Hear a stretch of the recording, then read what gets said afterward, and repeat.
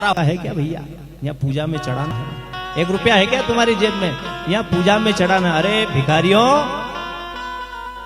तुम्हारे देवता तुम्हारी पूजा को कब स्वीकार करेंगे? जब तुम भगवान के निमित्त वहां 10 रुपए 100 रुपए नहीं चढ़ा सकते।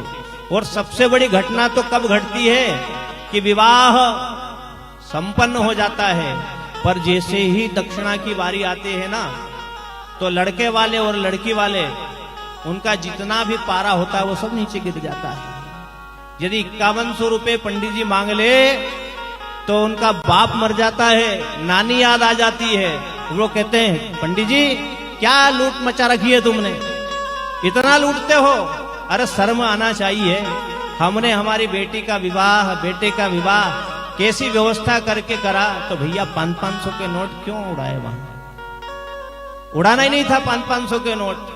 कम से कम जो विवाह को संपन्न कराने वाले हैं, आप चाहे कितनी भी व्यवस्था कर लीजिए, 10,000 लोगों को भोजन करा दीजिए, कितना भी हो अल्लड़ कर लीजिए, नाच लीजिए, गा लीजिए, बजा लीजिए, जो भी करना है वो सब कर लीजिए, पर मुख्य कार्य क्या है? मुख्य कार्य है विवाह के मंडप में बैठ करके ब्राह्मण के मुख से, ब्राह्मण के जिब्बा से मंत्रोच्चार होकर के जो विवाह होता है, बस वही विवाह का मुख्य अंग है। बाकी सब ढोंग धतुरा और दिखावा है सब, इसके अलावा कुछ भी नहीं है।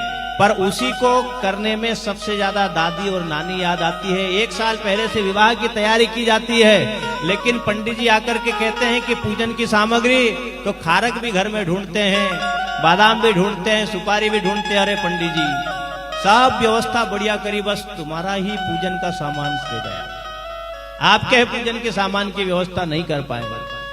क्यों नहीं कर पाए साहब? अरे जिसको करना है विवाह तो ढंग से करिए। ये उल्टा सीधा करने के कारण ही तो ये विवाह विच्छेद होते हैं। हमारे धर्म शास्त्रों में कहीं डाइवोर्स का वर्णन नहीं है, विवाह विच्छेद नहीं है, जोड़ने की। आप